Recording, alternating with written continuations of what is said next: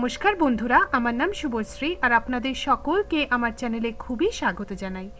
আজকে শেয়ার করছি কিভাবে বাড়িতে খুব সহজে বানিয়ে নিতে পারবেন একদম রেস্টুরেন্ট স্টাইলে মাটন রোস্ট। মাটন রোস্ট এভাবে একবার ট্রাই করবেন, যেরম সহজ খেতে কিন্তু অসাধারণ। আমার চ্যানেল ভালো লাগলে সাবস্ক্রাইব, শেয়ার আর লাইক করতে কিন্তু ভুলবেন না। তো চলুন দেখে নিই কেমন করে বানাচ্ছি রেস্টুরেন্ট স্টাইলে মাটন রোস্ট। মাটন রোস্ট বানানোর জন্য এখানে আমি 1 কেজি মাটন নিয়ে নিয়েছি।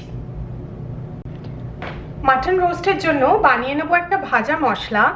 একটা পাত্রতে আমি দিয়ে দিচ্ছি 2 টেবিল চামচ গোটা ধনে, তার সাথে দিচ্ছি 1 টেবিল চামচ গোটা জিরে, দিচ্ছি কিছু গোটা গরম মশলা। এখানে নিয়ে নিয়েছি 2 ইঞ্চ দারচিনি, 6টা ছোট এলাচ, 2টো বড় এলাচ, 6টা লবঙ্গ, 1টা চক্রফুল। গোটা গরম মশলাটাকে আমি দিয়ে দিলাম। তার সাথে আরও দিচ্ছি 1 চা চামচ গোটা গোলমরিচ। সব শেষে দিচ্ছি 5টা শুকনো লঙ্কা। এবারে আমরা এই মশলাটাকে 2-3 মিনিট ড্রাই রোস্ট করে নেব। গোটা মশলাটাকে ড্রাই রোস্ট করে নিয়েছি। এবারে আমরা মিক্সিতে এই মশলাটাকে গ্রাইন্ড করে একটা মিহি পাউডার বানিয়ে নেব। এবারে আমরা মাটন রোস্ট বানানো শুরু করব। তার জন্য আমি দিয়ে দিচ্ছি 5 টেবিল চামচ সাদা তেল। তেলটাকে খুব ভালো করে গরম করে নেব। তেলটা গরম হয়ে গেছে, এর মধ্যে এবারে দিয়ে দিচ্ছি পেঁয়াজ। এখানে আমি টোটাল 300 গ্রাম পেঁয়াজ, 2টো মাঝারি সাইজের পেঁয়াজকে কুচি করে নিয়েছি। পেঁয়াজটাকে দিয়ে দিলাম। এবারে পেঁয়াজটাকে আমরা লালচে করে ভেজে নেব। পেঁয়াজটাকে লালচে করে ভেজে নিয়েছি। এর মধ্যে এবারে দিয়ে দিচ্ছি ক্রাশ করা আদা রসুন। আমি 2 ইঞ্চ আদা আর 9-10টা রসুনের কোয়াকে ক্রাশ করে নিয়েছি হামামদিস্তাতে। আপনারা পেস্টও ব্যবহার করতে পারেন। আদা রসুনটাকে এবারে আমরা 3-4 মিনিট মিডিয়াম লো আঁচে ভেজে নেব।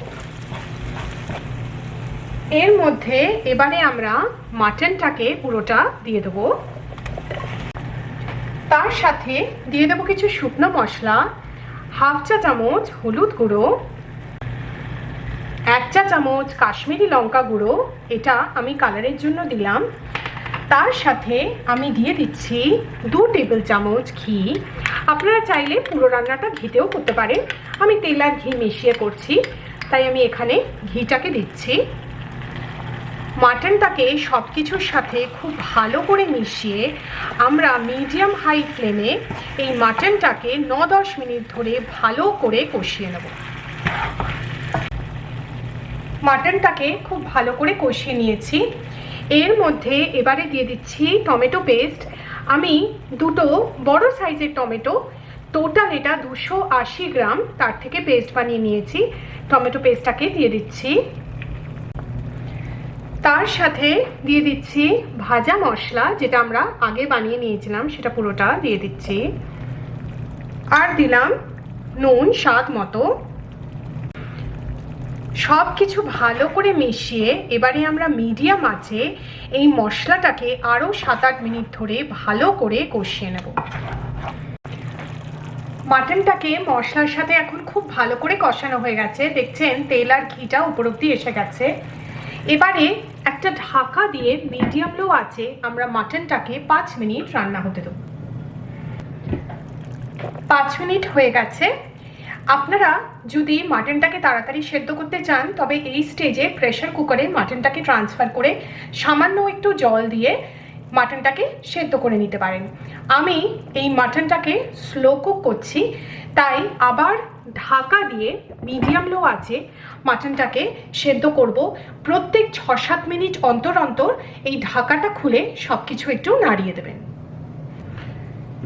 মাটনটা এখন পুরোপুরি সেদ্ধ হয়ে গেছে আর আমাদের মাটন রোস্ট অলমোস্ট তৈরি। সবশেষে গার্নিশ করে দিচ্ছি সামান্য কিছু ধনেপাতা কুচি দিয়ে।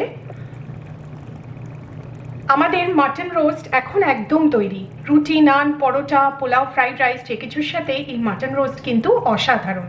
একবার ট্রাই করে দেখবেন, ডেফিনেটলি আপনাদের ভালো লাগবে। আমার চ্যানেল ভালো লাগলে সাবস্ক্রাইব একবার নিশ্চয়ই করবেন। আমার চ্যানেল দেখার জন্য আপনাদের অনেক অনেক ধন্যবাদ।